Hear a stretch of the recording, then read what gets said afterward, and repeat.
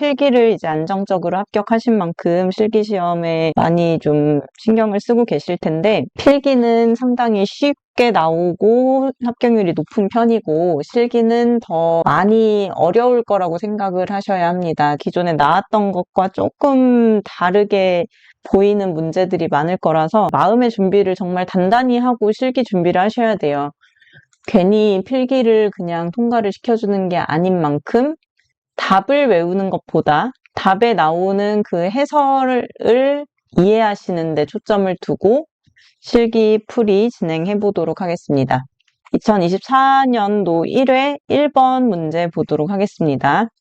자, 다음 그림과 같은 원형 위험물 저장 탱크의 내용적은 몇 세제곱미터인지 구하는 문제입니다. 자, 내용적이라고 하는 것은 전체 탱크를 100%까지 꽉 채웠을 때의 용량을 의미하는 것이고, 이것과 유사한 개념이 탱크의 용량을 구하라고 하면 전체를 채우지 않고 내용적에서 공간 용적만큼을 뺀 것을 고려해서 값을 구해야 합니다. 자, 그래서 탱크의 내용적을 구하라고 했으니까 공식에 맞춰서 숫자를 대입해서 값을 이제 계산을 해내면 되는데, 이렇게 생긴 탱크의 경우에 어떤 공식을 쓰느냐? 파이 r 제곱에 L 플러스 3분의 L1 플러스 L2라는 공식을 씁니다.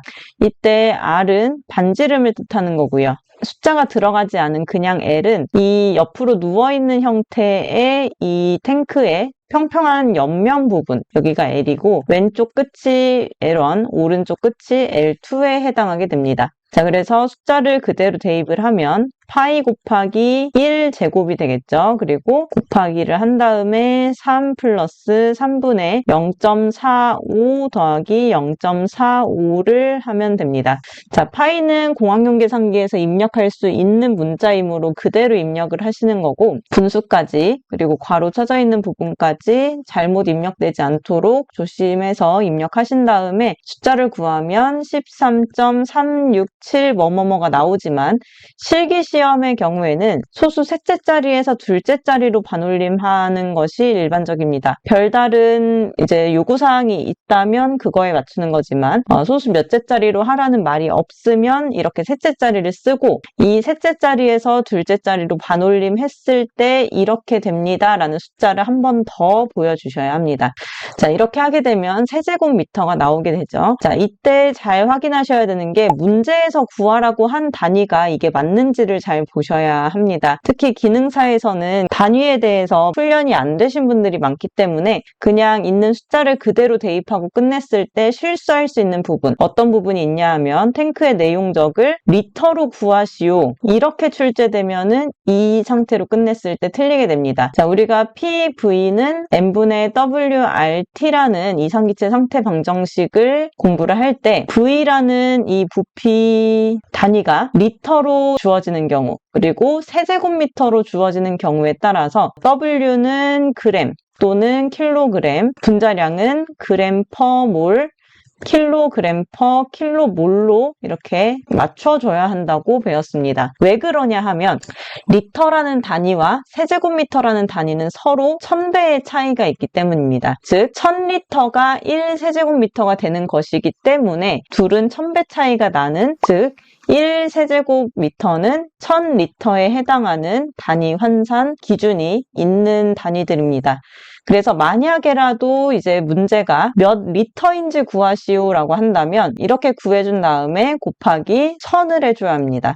왜냐하면 1세제곱미터는 1000리터이기 때문인데요. 이렇게 세제곱미터가 사라지면서 이제 리터만 남기 때문에 환산할 때 이런 환산 기호를 써주게 됩니다. 자, 대신 지금 문제는 13.37로 끝내는 게 맞기 때문에 이렇게 단위까지 13.37 세제곱미터로 써주시고, 만약에라도 단위가 달라진다던가 아니면 이 탱크의 길이가, 탱크의 각 부분의 길이가 센티미터로 나오지는 않는지 이런 부분도 잘 보시고 문제를 풀어야 실수가 없겠습니다. 다음 2번입니다. 운반시 덮어야 하는 피복, 덮어야 하는 덮개인데요. 두 가지 종류가 있습니다. 하나는 차광성 피복이고요. 하나는 방수성 피복입니다. 차광성 피복의 기능은 빛을 차단하는 역할을 합니다. 빛을 차단해서 온도 상승을 방지하고, 온도 상승을 왜 방지하냐면 발화의 위험이 있거나 뜨거워지면은 분해를 해서 산소가 나오는 경우가 이렇게 차광성 덮개가 필요한 상황이에요. 그래서 분해해서 산소가 나올 수 있는 1류, 5류, 6류, 그리고 자연 발화성인 3류, 특히 사류 위험물 중에 특수인화물 같은 경우에는 발화의 위험이 있기 때문에 차광성 덮개가 필요합니다. 방수성 덮개의 경우에는 물이 닿으면 안 되는 물기염금인 위험물에 사용이 됩니다. 물기염금인 위험물 1류 알칼리 금속의 과산화물, 2류 철분, 금속분, 마그네슘, 3류 금수성 물질에 해당하는데 이 물질들은 방수성 덮개를 해주어야 하고요. 그래서 차광성과 방수성 덮개를 둘 다 덮어야 하는 경우는 1류의 알칼리 금속의 과산화물은 차광성과 방수성을 둘 다 덮어야 하게 되겠죠. 이 표가 우리 교재 해설로 잘 나와 있죠. 필기 때부터 자주 출제되는 표이고 반드시 암기를 하셔야 합니다. 이 피복의 종류를 써보면 휘발유는 사류 위험물입니다. 사류 위험물 중에서 특수인화물은 발화의 위험성이 있기 때문에 차광성 덮개를 하지만 휘발유는 일석유류이므로 특수인화물이 아닙니다. 그래서 차광성이든 방수성이든 피복을 덮어야 하는 경우가 없어서 해당 없음으로 써주시면 되겠고, 무기과산화물은 1류 중에서 알칼리 금속의 과산화물입니다. 자, 여기에 무기에 들어갈 수 있는 이 나트륨이나 칼륨 같은 것들을 알칼리 금속이라고 부르기 때문에 알칼리 금속의 과산화물이라고 하면 무기과산화물을 생각하셔도 기능사 수준에서는 큰 무리가 없습니다. 1류의 알칼리 금속의 과산화물이기 때문에 피복은 두 가지가 필요하겠죠. 차광성도 필요합니다. 그리고 방수성도 필요합니다. 차광성으로 해야 하는 이유는 1류 이염물이 산화성이기 때문에 빛을 받으면 산소를 발생할 수 있어서, 방수성을 해야 하는 이유는 1류 중에 알칼리 금속의 과산화물은 물과 반응해서 산소를 방출하는 특징이 있어서입니다. 황아린의 경우에는 2류 위험물이고 2류의 철분, 금속분, 마그네슘이나 인화성 고체에 들어가지 않기 때문에 그 외에 해당하는 물질이고 별도의 덮개가 필요하지 않습니다. 해당 없음이 되겠고, 질산은 6류 위험물입니다. 자, 6류 위험물은 산화성이 있기 때문에 차광성 덮개를 해서 빛을 받아서 산소가 나오는 것을 방지해야겠습니다. 자, 마그네슘은 2류의 철분, 금속분, 마그네슘에 해당하기 때문에 이것들은 물과 만나서 수소를 발생하는 특징이 있습니다. 그래서 방수성인 피복을 덮어야겠습니다. 자, 이런 문제를 쓰실 때 피복의 종류를 쓰시오 하니까 한 개씩 쓰는 것은 당연하게 생각하실 수 있는데 이렇게 두 가지 쓰는 것이 헷갈릴 수 있고 또 해당 없음이 어디에 들어가는지 헷갈릴 수 있기 때문에 그렇게 어려운 문제는 아니지만 실수하지 않도록 조심을 하셔야 되겠고요. 다음 3번입니다. 위험물 안전관리법령상 자체 소방대에 대한 기준인데요. 자체 소방대는 그 사업장 안에서 불이 났을 때 소방서에서 출동하기 전까지 회사의 내부의 인력으로 초기에 진압을 하는 회사 내 구성원으로 조직된 그 무리입니다. 자, 자체 소방대를 설치하는 것은 모든 사업장에서 다 하는 것이 아니라 지정 수량 3,000배 이상의 사류 위험물을 취급하는 제조소나 일반 취급소에서, 그러니까 위험물을 굉장히 많이 취급하는 곳에서 이렇게 자체 소방대가 마련이 되어야 하고요. 또 최근에 생긴 기준이 하나 더 있죠. 50만 배 이상을 저장하는 사류 위험물을 저장하는 외 탱크 저장소에 대해서 자체 소방대가 필요합니다. 자, 제조소나 일반 취급소에 대해서는 여기까지, 그리고 5개 탱크 저장소에서는 한 가지 기준이 있는데요. 자, 제조소나 일반 취급소에서는 3,000배 이상일 때부터 12만 배까지, 그 다음에 24만 배, 48만 배, 48만 배 이상일 때 자동차는 1, 2, 3, 4대 그리고 소방대원은 50, 15, 20인이 필요하겠고요. 자, 5개 탱크 저장소에서 사료위험물을 취급할 때는 2대에 해당하는 이 기준을 그대로 가지고 오면 되겠습니다. 그래서 1, 2, 3, 4 다음에 숫자 2가 나온다고 이렇게 표 자체를 알아두시면 5개 탱크 저장소에서는 2대에 10명이라는 것도 또 다시 출제가 될 수 있기 때문에 봐두시면 좋겠습니다. 다음 4번입니다. 자, 일기압 30도에서 다음 물질의 증기밀도를 구하시오. 이 문제는 예전부터 똑같은 내용으로 이제 여러 번 출제가 됐던 부분이기 때문에 많은 회차를 회독하셨으면 처음 보는 유형은 아니겠지만 그래도 이제 밀도라는 것을 구할 때 헷갈릴 수가 있죠. 자, 밀도는 부피분의 질량으로 구하게 됩니다.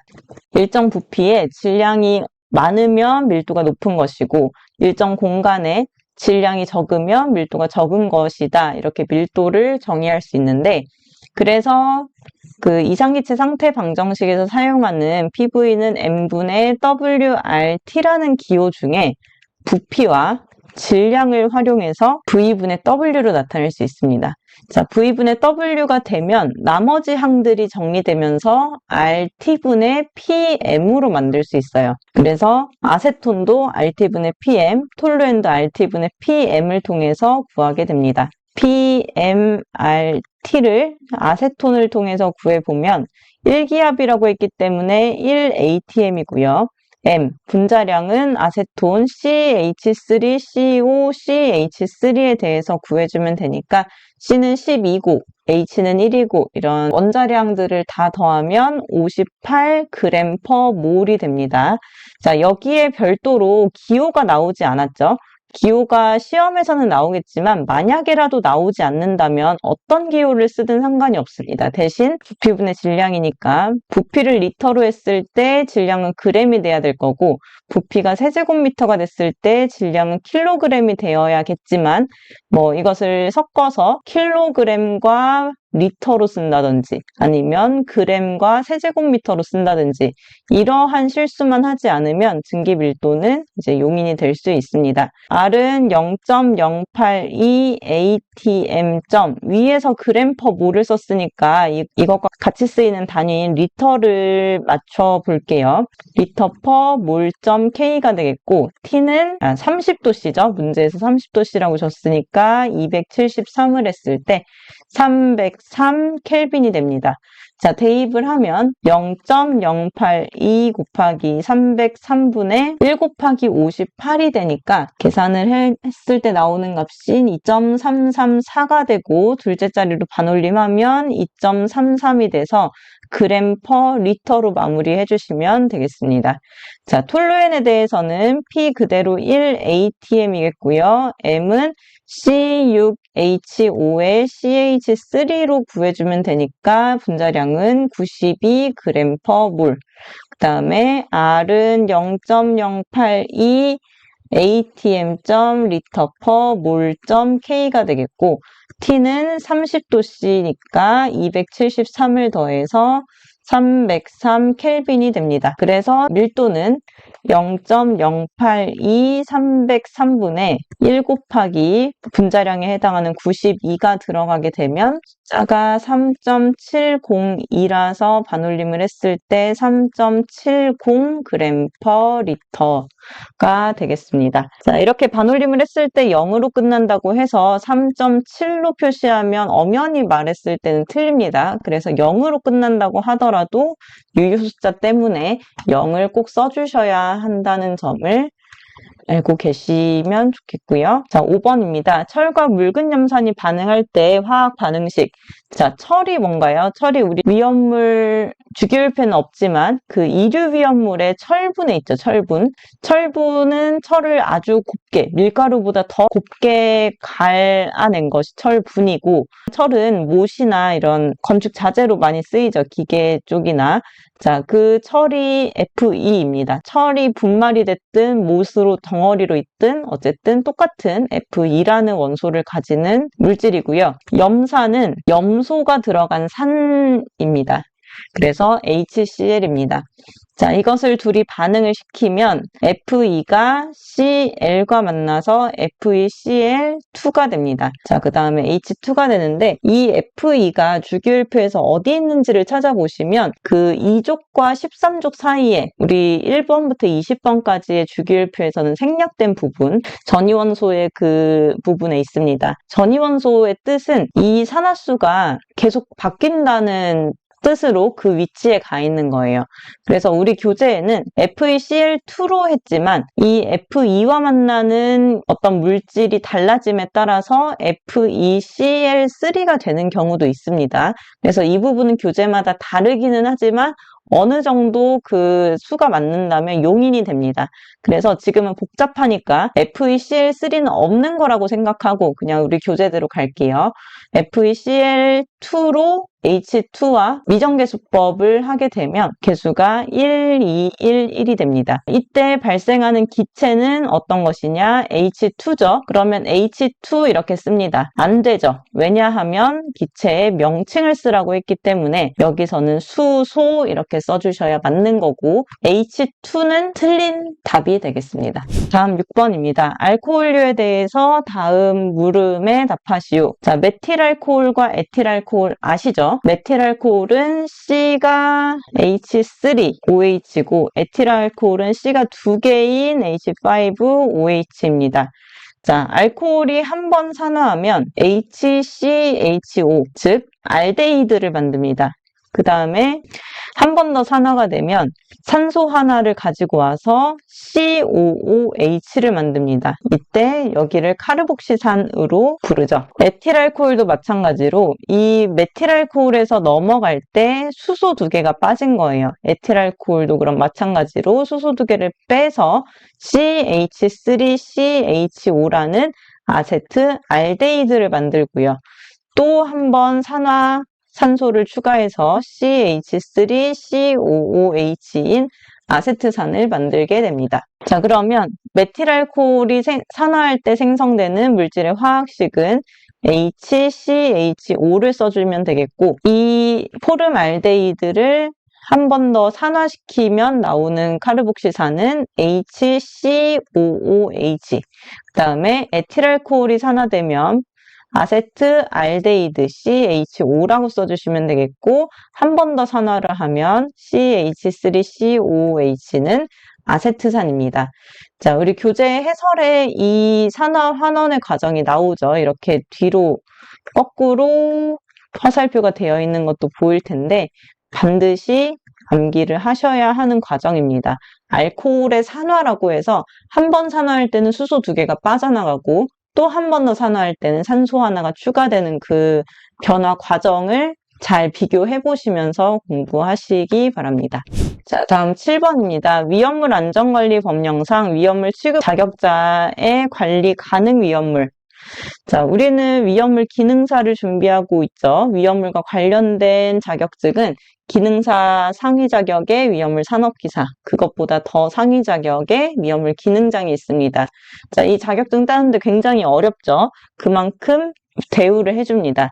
위험물에 관련된 국가 기술 자격을 가진 사람은 모든 위험물을 취급을 할 수 있고 안전관리자 교육 이수자도 위험물을 관리는 할 수 있지만 이 관리할 수 있는 자격이 사료 위험물로 한정됩니다. 그래서 자격증을 가진 사람을 회사에서 우대를 하는 거예요. 그리고 또 어떤 사람도 위험물을 다룰 수 있습니다. 자, 공무원 중에서 위험물과 관련된 공무원 바로 소방공무원입니다. 자, 소방공무원이 됐다고 해서 전부 다 사료 위험물을 취급할 수 있는 게 아니고 소방공무원으로서 경력이 3년 이상인 자를 경력자로 보고 사료 위험물을 취급할 수 있는 자격을 줍니다. 8번입니다. 다음 위험물이 해당하는 위험물의 품명에 맞게 오류 위험물이죠. 자, 오류위험물이 최근에 지정수량이 개정이 되면서 지정수량의 배수를 구한다던가 히드록시라민의 보유공지, 단축 기준에 대해서 출제를 하는 것은 최대한 좀 미뤄지지 않을까 싶어요. 대신 품명은 변하지 않았기 때문에 품명에 대해서 또는 구조식에 대해서 분해식 이런 것들은 얼마든지 다 나올 수 있습니다. 그래서 오류위험물을 겁내지 마시고 일단 정확한 것들 있죠. 품명 또는 구조식, 분해식을 이용한 이상기체 상세 방정식이라든지 이런 것들은 예전의 기출문제를 봐도 지금과 달라진 게 없기 때문에 꼭 공부를 하셔야 하는 부분입니다. 자, 이 보기에서 주어진 위험물들이 어떤 품명인지 한번 구분을 해볼게요. 자, 나이트로메탄, 나이트로에탄을 보고 이거 질산인가?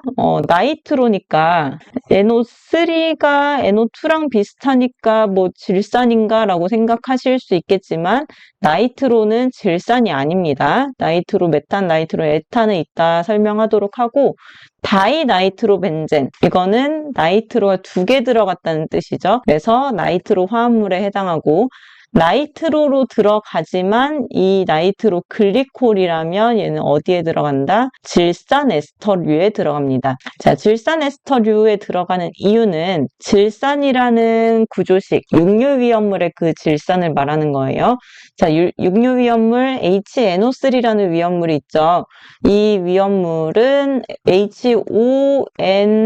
HONO라는 이런 구조를 가집니다. 자, 여기에서 H 자리에 누군가가 들어가면 질산 메틸, 질산 에틸 이렇게 될 수 있는데 이 안에 있는 NO라는 결합을 가지고 질산 에스터 결합이라고 부릅니다. 그래서 에틸렌 글리콜이 C가 2개에다가 OH가 있고 나머지가 H로 붙은 이런 위험물이죠. 여기에 NO2가 들어갔을 때 나이트로 글리콜이라고 부르는데 이때 이 결합 ONO에서 질산 에스터 결합이 나오기 때문에 나이트로메탄과 나이트로에탄에는 해당 사항이 없지만 나이트로 글리콜은 질산 에스터류라고 부르게 됩니다. 아직 기능사에서는 구조식에 대해서 나온 적이 없었지만 이제 시험 유형이 바뀐 만큼 출제가 될 수도 있기 때문에 한번 같이 봐주시면 좋겠고 나이트로셀룰로스도 질산 에스터류입니다. 자, 나이트로셀룰로스의 경우에는 구조식은 복잡하기 때문에 따로 암기하지 않으셔도 됩니다. 나이트로글리세린 질산 에스터류, 벤조일 퍼옥사이드 유기과산화물입니다. 그럼 나이트로메탄과 나이트로에탄은 뭐냐? 자, 이 나이트로메탄, 에탄은 질산 에스터 결합을 하지 않기 때문에 나이트로 화합물에 들어갑니다. 그래서 유기과산화물은 벤조일 퍼옥사이드, 그리고 나이트로 화합물은 나이트로메탄, 나이트로에탄, 그리고 다이나이트로벤젠. 그래서 나이트로가 한 개, 2개가 들어간 위험물이 해당이 되겠고 질산 에스터류는 나이트로로 시작하지만 나이트로 글리콜, 나이트로 셀룰로스, 나이트로 글리세린까지가 해당하는 거고 아조화합물과 하이드로진 유도체는 이 보기 안에 없으므로 해당 없음이라고 해주시면 되겠습니다.